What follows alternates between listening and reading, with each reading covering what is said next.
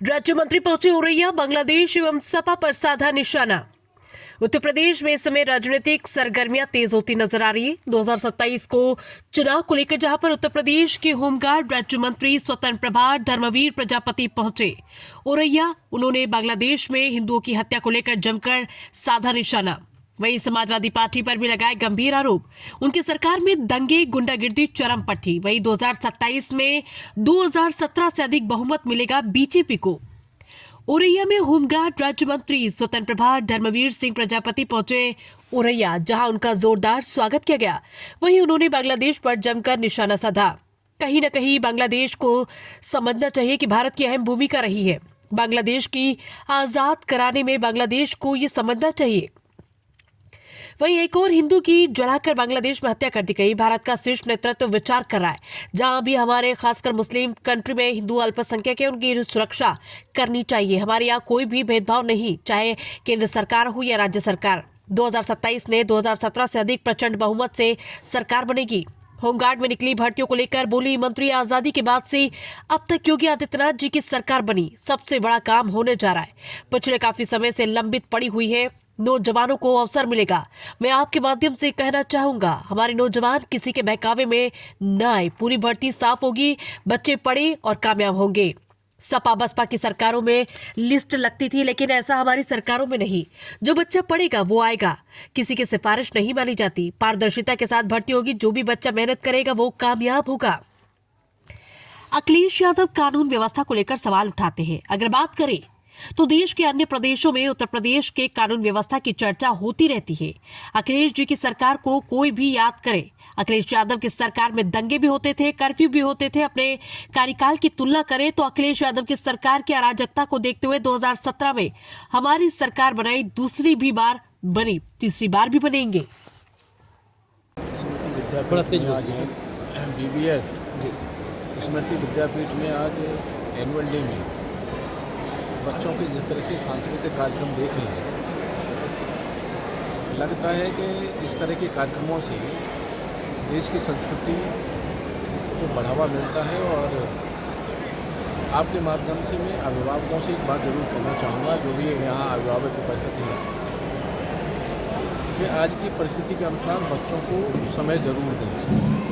और बच्चों से निवेदन करना चाहूँगा कि हर माँ बाप अपने खर्चों में कटौती करके बच्चे के भविष्य बनाने के लिए उनकी स्कूल की व्यवस्था, फीस की व्यवस्था, किताबों की व्यवस्था करते हैं। तो बच्चों को भी अपने माँ बाप के, जिस तरह से माँ बाप अपने खर्चों में कटौती करके पढ़ाते हैं, उनको ध्यान में रखते हुए अगर जो बच्चा शिक्षा ग्रहण करेगा, निश्चित रूप से वो कामयाब होगा और अपने माँ बाप का नाम रोशन करेगा। अगर वही बात करें तो बांग्लादेश में फिर एक हिंदू की हत्या जला के कर दी गई, किस तरीके से आप देखते हैं? बांग्लादेश को समझना चाहिए कि बांग्लादेश को आज़ाद कराने में भारत की कितनी बड़ी महत्वपूर्ण भूमिका रही। चीज़ों को समझना चाहिए और वहाँ देखना चाहिए, वहाँ की सरकार भी देखना चाहिए। हमारा शीर्ष नेतृत्व तो इस पर गंभीरता से देख रहा है और शीर्ष नेतृत्व से गंभीरता से आगे कदम बढ़ रहे हैं। क्या लगता है आपको, कहीं ना कहीं बांग्लादेश जो है, जो पाकिस्तान से आज़ाद कराया था, तो उसमें भारत की अहम भूमिका रही थी? क्या लगता है आपको एहसान फराहम हो सकता है? निश्चित रूप से भारत की बहुत बड़ी भूमिका रही है। और भारत हमेशा कहीं न कहीं इस तरह की, जब देश की आज़ादी के लिए कहीं किसी भी देश में अगर इस तरह का कोई कार्यक्रम चला है या आज़ादी के लिए उन्होंने संघर्ष किया है, भारत की बहुत बड़ी भूमिका रही है। बांग्लादेश को समझना चाहिए इन चीज़ों को। किस तरीके से जवाब देना चाहिए भारत को बांग्लादेश को इस बात में? निश्चित रूप से शीर्ष नेतृत्व पर गंभीरता से विचार करेगा और बात भी करेगा, क्योंकि अल्पसंख्यक हैं हिंदू वहाँ बांग्लादेश में। देखिए, ये समझना चाहिए कि जहाँ हमारे अल्पसंख्यक समुदाय की हमारे यहाँ संख्या है वो बढ़ रही है निरंतर। हमारे यहाँ कोई इस तरह का कोई भेदभाव नहीं है। हमारी केंद्र सरकार की नीति हो चाहे प्रदेश सरकार की नीति हो, बिना भेदभाव के सब हम लोग सब देते हैं। अन्य देशों में जहाँ हमारे मुस्लिम देश हैं, वहाँ हमारे हिंदू समाज की जो संख्या कम है, उसको विचार करना चाहिए, उनका संरक्षण देना चाहिए, उनकी सुरक्षा भी करनी चाहिए। 2027 के चुनाव को किस तरीके से आप देखते हैं? प्रचंड बहुमत के साथ 17 से अधिक सीटें लेकर के प्रचंड बहुमत के साथ सरकार बनेगी। आपने माटी कला को लेकर भी आपकी काफ़ी अच्छी पहल रही थी, उस तरीके से क्या होमगार्ड में आप समझ किस तरीके से भर्ती जो निकली है नीट एंड क्लीन किस तरीके से रही? होमगार्ड में बात करें तो देश की आज़ादी के बाद 17 से अब तक जो हमारे मुख्यमंत्री योगी जी के नेतृत्व में सरकार बनी, ऐतिहासिक कार्य हुए हैं।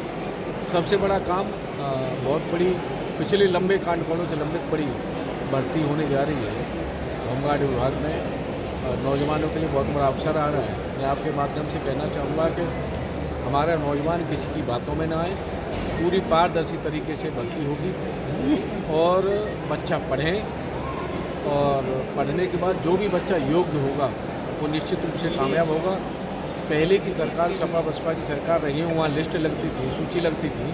ऐसा हमारी सरकार में नहीं है, किसी की लिस्ट नहीं लगती, किसी की सूचना, किसी की जो सिफारिश नहीं मानी जाती। जो बच्चा योग्य होगा, चाहे वो हमारे श्रमिक का है, चाहे वो मध्यम आर्थिक रूप से मध्यम वर्ग का है, चाहे वो संपन्न परिवार से है, जो भी बच्चा मेहनत करेगा वो कामयाब जरूर होगा।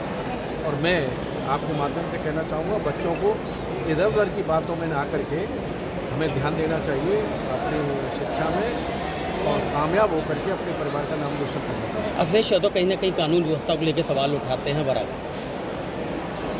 मैं अगर बात करूँ तो देश के अन्य राज्यों में कानून व्यवस्था की उत्तर प्रदेश की चर्चा होती है। अखिलेश जी अपने कार्यकाल को याद करें और 17 से आज तक कोई भी जाति दंगा नहीं हुआ, इस तरह की कोई कर्फ्यू नहीं लगा किसी भी शहर में। अखिलेश जी की सरकार में आए दिन दंगे भी होते थे और कर्फ्यू भी लगते थे।